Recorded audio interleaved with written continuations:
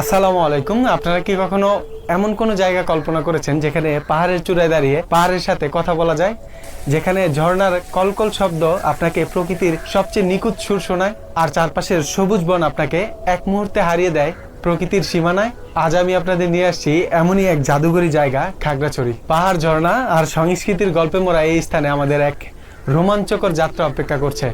আর আজকের ভিডিওতে আমি আপনাদের খাগড়াছড়ির আসল সৌন্দর্য দেখানোর চেষ্টা করব আর দেওয়ার চেষ্টা করব এই ট্যুরের সম্পূর্ণ একটি ভ্রমণ গাইডলাইন। So let's go. ব্যস্ত জীবনের গণ্ডি ছাড়িয়ে একটু প্রশান্তির খোঁজে আমরা পা রেখেছি প্রকৃতির এক অনন্য রাজ্য, খাগড়াছড়ি। আমরা যখনই পাহাড়ের কথা বলি তখন বান্দরবন বা রাঙামাটির কথা সবার আগে মনে আসে, কিন্তু খাগড়াছড়ির সৌন্দর্য কি কম কিছু? এটি এমন এক জায়গা যেখানে পাহাড়, ঝর্ণা আর সবুজের সুর মিলে তৈরি করে এক স্বপ্নময় দৃশ্য। আজ আমাদের যাত্রা শুরু হচ্ছে এই পাহাড়ি রাজ্যের অপার সৌন্দর্যের খোঁজে। চলুন হারিয়ে যাই রহস্যময় গুহায়, ঝর্ণার কলতানে আর সবুজের বুকে। খুঁজে দেখি পাহাড়ের কোলে বসে প্রকৃতির নিখুঁত সৌন্দর্যের গল্প। তাহলে তৈরি হন এক ভিন্ন রকম অভিযানে, যেখানে প্রতিটি পদক্ষেপ হবে প্রকৃতির সঙ্গে এক বন্ধুত্বের মুহূর্ত।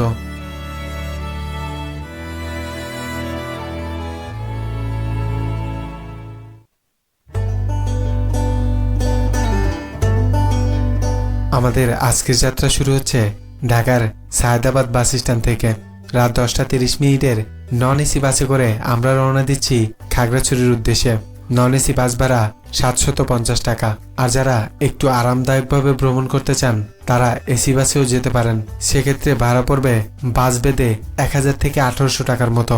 ঢাকা থেকে খাগড়াছড়ির দূরত্ব 271 কিলোমিটার, যা পাড়ি দিতে সময় লাগে 7 থেকে 8 ঘন্টার মতো। এই দীর্ঘ যাত্রা শেষে আমাদের জন্য অপেক্ষা করছে খাগড়াছড়ির মোহনীয় প্রাকৃতিক সৌন্দর্য।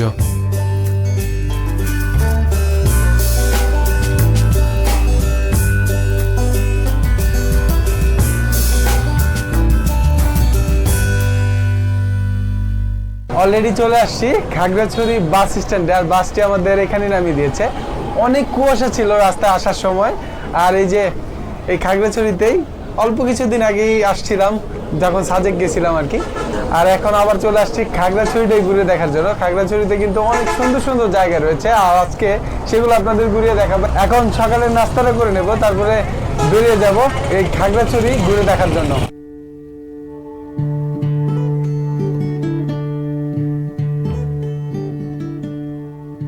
কতক্ষণ সময় লাগবে এখান থেকে গেলে? 2 ঘন্টা সময় লাগবে। স্বর্গেশ্বরী পর্যন্ত যেতে না? ওখান থেকে গাইড পাওয়া যায়?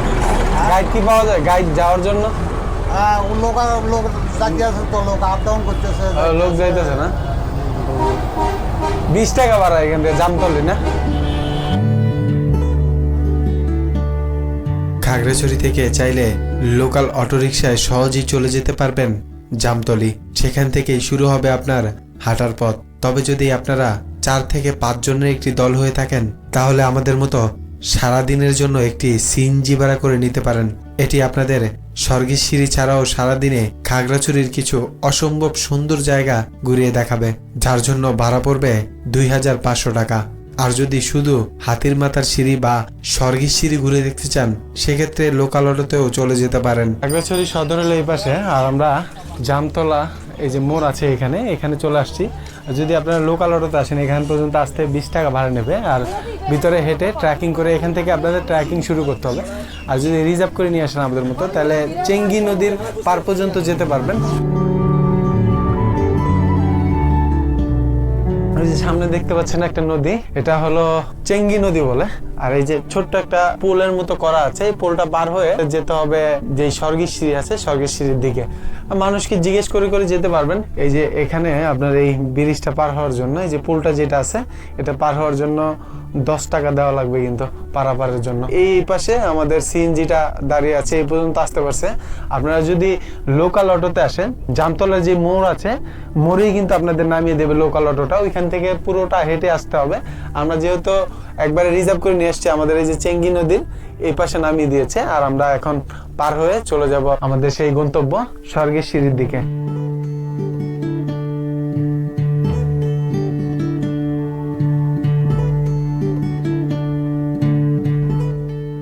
ওই পাশ থেকে আমরা যে চেঙ্গি নদীটা আছে সেটা পার হয়ে এই যে এদিক দিয়ে এই পাশ দিয়ে আসলাম।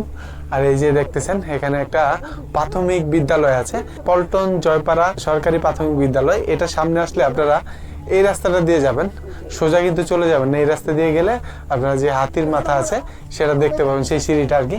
এদিক দিয়ে যেতে হবে, যে কাউকে জিজ্ঞেস করলেই কিন্তু ওনারা দেখিয়ে দেবে।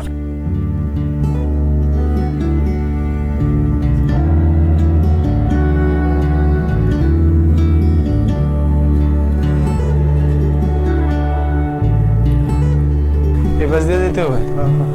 আর কতক্ষণ লাগতে পারে? 1 কিলো 1 কিলো আর 1 কিলো।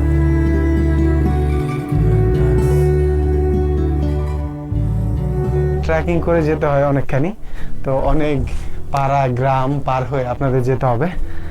তো যখনই আটকে যাবেন তখনই এলাকার লোকাল যারা আছে তাদেরকে জিজ্ঞেস করে যেতে পারেন। এই পথ দিয়ে আমরা যাচ্ছি সেই সিঁড়ির দিকে, আর সেই সিঁড়ির সৌন্দর্যটা আপনাদের দেখাবো। হাতির মাথা সিঁড়ি যাওয়ার পথে আপনারা দেখতে পাবেন পাহাড়ি অসংখ্য পাড়া।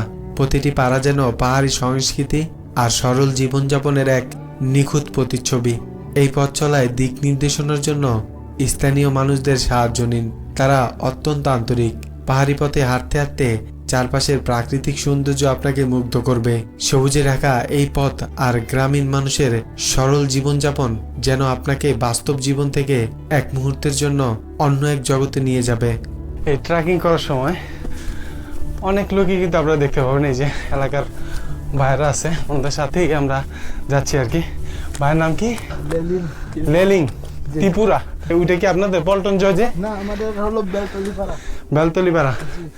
তা আমরা কি বেলতলি পাড়া দিয়ে যাব নাকি আপনারা পিছনে রেখে আসছেন? আমরা হলো আমাদের গ্রাম হলো বেলতলি পাড়া আর কি, ওইখানে ওই পিছনে না? পাড়া নিচে। এই যে আসছেন হলো যে পল্টন পাড়ার দিক দিয়ে। পল্টন পাড়ার দিক দিয়ে আসছে। হ্যাঁ, তো আমরা কিন্তু যাচ্ছি আপনার সেই কাঙ্ক্ষিত স্বর্গের সিঁড়িটার দিকে। অনেক কষ্টই হবে আপনাদের হেঁটে হেঁটে উঠতে, কিছুক্ষণ পর পর টিলা পড়বে, আপনার টিলা বেয়ে বেয়ে উঠতে হবে। এই যে ভাইদের পেয়ে গেছি, এখন আর রাস্তা ভুল হবে না আর কি, ওনাদের সাথেই যাচ্ছি।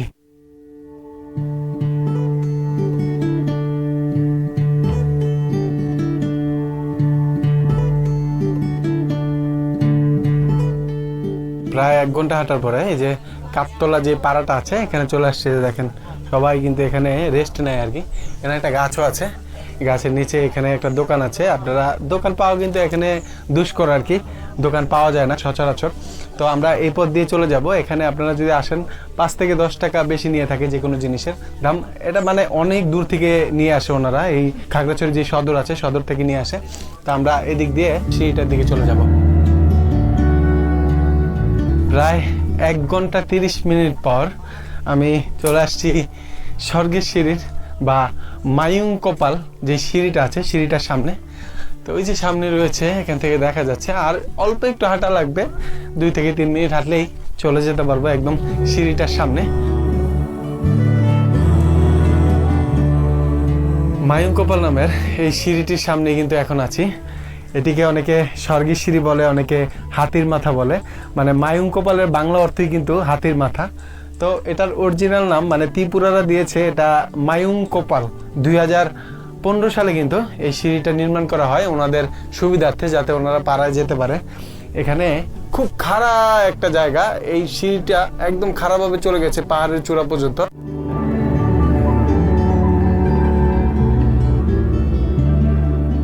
খাগড়াছড়ি পাহাড়ি অঞ্চল, যেখানে প্রকৃতির সৌন্দর্য আর শান্তির আবেশ মিলেমিশে একাকার। এখানে পাহাড়ের চূড়ায় পৌঁছানো মানেই যেন প্রকৃতির দরজায় পৌঁছানো। 2015 সালে পার্বত্য চট্টগ্রাম উন্নয়ন বোর্ডের উদ্যোগে পাহাড়ের চূড়ায় বসবাসকারী বিভিন্ন সম্প্রদায়ের মানুষের জন্য এই সিঁড়িটি নির্মাণ করা হয়। এই সিঁড়ি শুধু পাথরে পথকেই সহজ করেনি, বরং তাদের জীবনযাত্রার মান সহজ করেছে।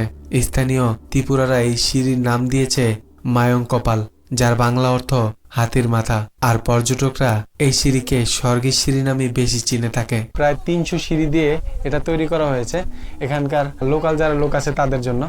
এটা বেয়ে বেয়ে উঠতেছি, আপনারা একটু সাবধানে উঠবেন। আমি কিন্তু অলরেডি একটা ব্যথা পেয়ে গেছি, তো এই সিঁড়িতে ওঠার সময় একটু সাবধানতা অবলম্বন করতে হবে আপনাদের।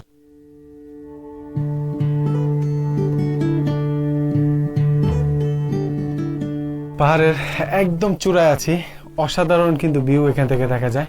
এখান থেকে আপনারা খাগড়াছড়ি শহরটাও দেখতে পারবেন। এখন একটু কুয়াশা হয়ে আছে, এজন্য ক্যামেরাতে দেখা যাবে না, কিন্তু খালি চোখে আপনারা কিন্তু দেখতে পাবেন। এই যে পাড়াগুলো যেগুলো পার হয়ে আসছি এগুলো দেখা যাচ্ছে এখান থেকে। আর নিচে রয়েছে সেই সিঁড়িটা।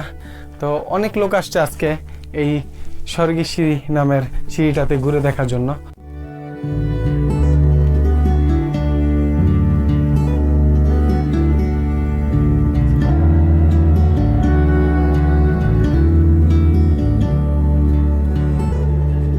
স্বর্গের সিঁড়ির অপার সৌন্দর্য উপভোগ করার পর আবার সেই পরিচিত পথ ধরে আমরা ফিরে যাচ্ছি খাগড়াছড়ির দিকে। তবে গল্প এখানেই শেষ নয়।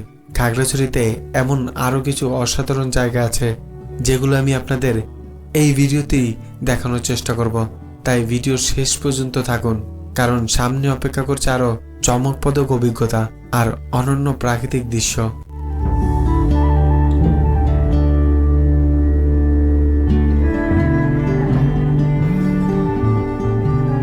আবারও সেই নদীটাতে চলে এসেছি, চেঙ্গি নদী। এটা পার হয়ে চলে যাচ্ছে আপনার সেই খাগড়াছড়ির দিকে। সৌন্দর্য দেখেন, অস্থির, অসাধারণ সুন্দর। আর এখানে চারিদিকে পাহাড়, আর এই যে এখানে ওনারা কিন্তু চাষাবাদ করে।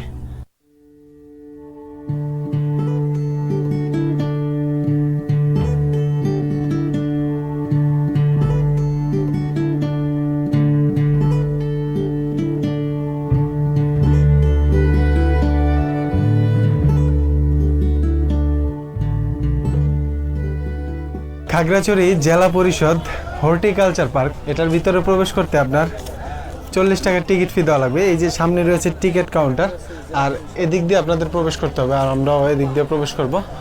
অসংখ্য লোক আসছে এই পার্ক ঘুরে দেখার জন্য, এটা সৌন্দর্য দেখার জন্য।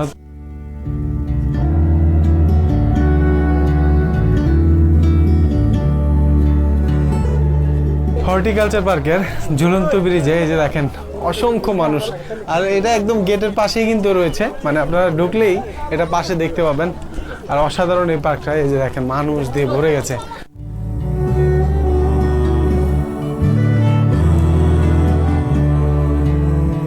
এই হর্টিকালচার পার্কের ভিতরে আপনারা একটা ভিউ পয়েন্ট পাবেন, যেখান থেকে খাগড়াছড়ির আর কি চমৎকার একটা ভিউ দেখা যায়। এই জন্য কিন্তু অনেক পর্যটক এখানে ছবি তোলার জন্য ভিড় করে থাকে। আর এই যে সামনে দেখতেছেন আই লাভ খাগড়াছড়ি লেখা আছে, এখানেও ছবি তোলার জন্য ভিড় করে থাকে। পার্কটা আসলে পরিষ্কার পরিচ্ছন্ন। তো এখানে আসলে আপনারা একটা ঝুলন্ত ব্রিজ পাবেন, আর এরকম আই লাভ খাগড়াছড়ি লেখা একটা স্ট্যাচু পাবেন আর কি। ওইখানে একটা ভিউ পয়েন্ট আছে যেখান থেকে খাগড়াছড়ি শহরটা খুব সুন্দরভাবে দেখা যায়।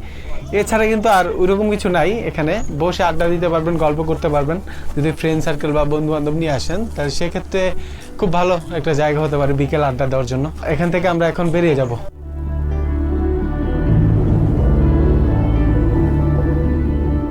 খাগড়াছড়ি জেলা পরিষদ পার্ক থেকে বের হয়ে আমাদের সিএনজিটি এখন ছুটে চলেছে পাহাড়ি আঁকাবাঁকা পথে। চারপাশে সবুজ পাহাড়ের বুক চিরে আমরা এগিয়ে যাচ্ছি রিসাং ঝর্ণার উদ্দেশ্যে।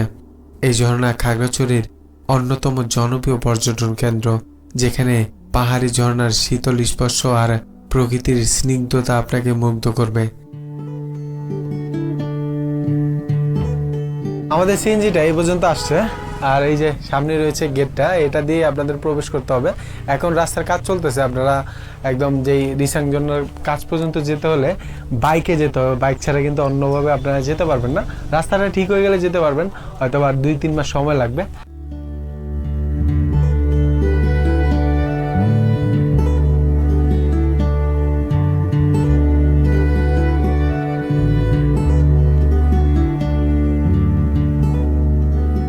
এই যে পিছনেই আমাকে বাইকটা নামিয়ে দিয়েছে, আর আমরা দুইজন আসছি 200 টাকা দিয়ে। আপনারা যদি একজন আসেন সেক্ষেত্রেও কিন্তু বাইক ভাড়া 200 টাকায় দিতে হবে। আর টিকিটের জন্য 40 টাকা, মানে 20 টাকা করে দুইজনে 40 টাকা দিতে হয়েছে।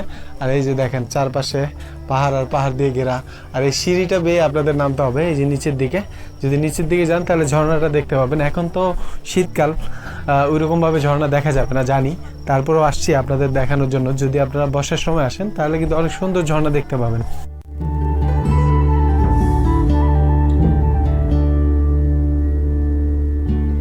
খাগড়াছড়ির অন্যতম আকর্ষণীয় জায়গা হলো রিসাং ঝর্ণা।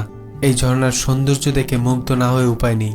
পাহাড়ি পাথরের বুক চিরে গড়িয়ে পড়া ঠান্ডা পানির ধারা আর চারপাশে সবুজ মায়া, এটি প্রকৃতির সঙ্গে একেবারে মনের যোগাযোগ তৈরি করে।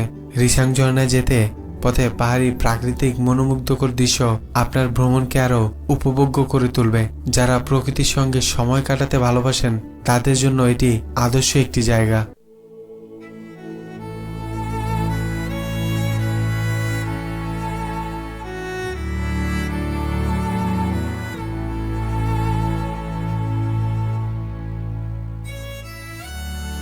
রিসাং ঝর্ণা দেখে আসলাম একদম নিচে থেকে। আবারও আমরা কিন্তু আমাদের সেই বাইকে করে চলে যাব, যেটা 200 টাকা দিয়ে ভাড়া করছিলাম যাওয়া এবং আসার জন্য। তো আপনারা যেতে পারেন, এখন তেমন পানি নেই, শীতকাল যেহেতু। আপনারা যদি বর্ষার সময় আসেন সেক্ষেত্রে অনেক পানি দেখতে পাবেন এই ঝর্ণাতে। রিসাং ঝর্ণার সৌন্দর্য উপভোগ করার পর এবার আমরা রওনা দিচ্ছি আলুটিলা পর্যটন কেন্দ্রের উদ্দেশ্যে। খাগড়াছড়ির আরেকটি অনন্য আকর্ষণ, যেখানে পাহাড়ের গভীরের রহস্য আর মনোমুগ্ধকর প্রাকৃতিক সৌন্দর্য আমাদের জন্য অপেক্ষা করছে। আলুটিলা পর্যটন কেন্দ্র সামনে আছে, এখানে 50 টাকা দিয়ে টিকিট কাটতে হয়েছে। আপনারা যদি শুক্র শনিবার বাদ দিয়ে আসেন সেক্ষেত্রে 40 টাকা দিয়ে টিকিট কাটতে পারবেন। আর মানে 25% ডিসকাউন্ট আছে শুক্র শনিবার বাদ দিয়ে। আর আমরা এখন আলুটিলা পর্যটন কেন্দ্রের ভিতরে প্রবেশ করব।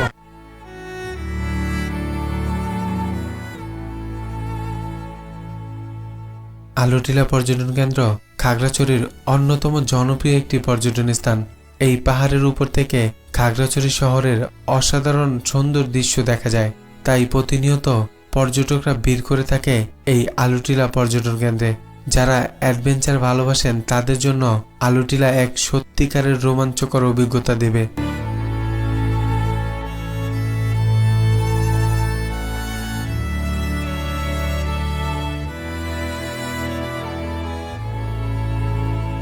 আলুটিলা পর্যটন কেন্দ্রের ভিতরে একটা গুহা আছে, সেই গুহাটার দিকেই যাচ্ছি। এটাই কিন্তু মূল আকর্ষণ আর কি এই আলুটিলা পর্যটন কেন্দ্রের। অসংখ্য পর্যটক আসছে আজকে, যেহেতু বন্ধের দিন, এই আলুটিলা পর্যটন কেন্দ্র ঘোরার জন্য। তো এদিক থেকে আমরা নিচের দিকে নামতেছি, আর এই নিচের দিকে গেলেই আপনারা এই গুহার দেখা পাবেন।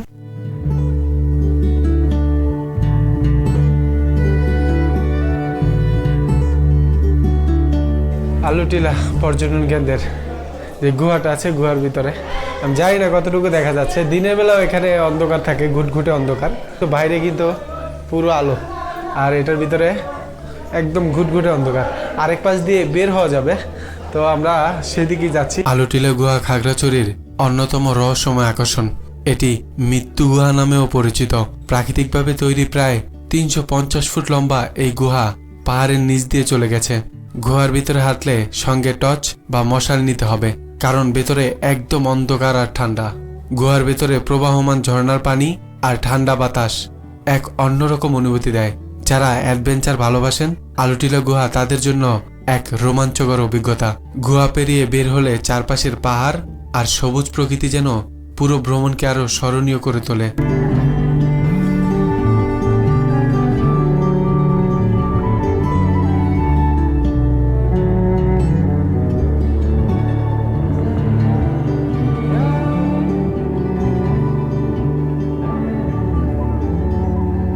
আলুটিলা পর্যটন কেন্দ্রের রাতের সৌন্দর্য দেখে আমরা ছুটে চলেছি খাগড়াছড়ি শহরের উদ্দেশ্যে। আপনারা চাইলে খাগড়াছড়ি শহরে অসংখ্য থাকার হোটেল পেয়ে যাবেন, আর 500 থেকে 2000 টাকার মধ্যে মোটামুটি ভালো মানের হোটেল পাবেন। আর যদি খাগড়াছড়িতে রাত্রি যাপন করতে না চান, আমাদের মতো রাতের গাড়িতে করেও ঢাকার উদ্দেশ্যে চলে যেতে পারেন। আল্লাহ হাফেজ, ধন্যবাদ।